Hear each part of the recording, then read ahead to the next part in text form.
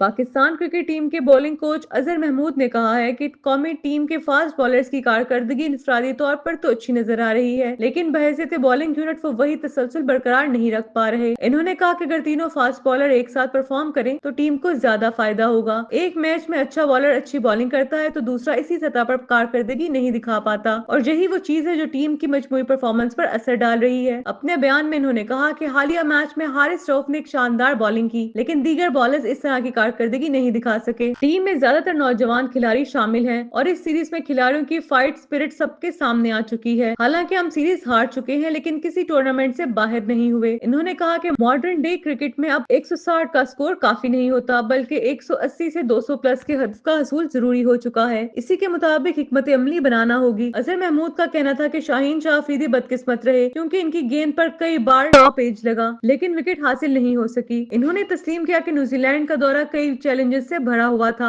इनका मजीद कहना था कि आखिरी मैच जीतकर सीरीज को 2-3 पर खत्म करें। इनका मजीद कहना था कि बैटर्स को न्यूजीलैंड में बाउंस और पेस का सामना था और आजकल के क्रिकेट माजी के मुकाबले में ज्यादा बाउंस देखने को मिल रहा है। बॉलिंग कोच ने कहा कि बैटर्स को समझाया गया है कि पेस के खिलाफ लड़ने के बजाय अपने हक में कैसे इस्तेमाल करना है। इसी तरह बॉलर्स को भी बताया गया है कि न्यूजीलैंड की कंडीशंस में किस तरह की लेंथ रखनी चाहिए। इन्होंने कहा कि इब्रार अहमद को अब तक 8 मैचेस मिले हैं जो किसी भी बॉलर के तजुर्बे के लिए ज्यादा नहीं होते, मगर इन्हें मजीद मौके दिए जाएंगे तो वो बेहतर कारकर्दगी दिखा सकेंगे। वाज़ेह है कि पाकिस्तान और न्यूजीलैंड के दरमियान 5 मैचेस की T20 सीरीज का आखिरी मैच कल बुध के रोज खेला जाएगा। कौमी टीम सीरीज पहले ही हार चुकी है, लेकिन आखिरी मैच में अच्छी कारकर्दगी दिखाने की भरपूर कोशिश की जाएगी।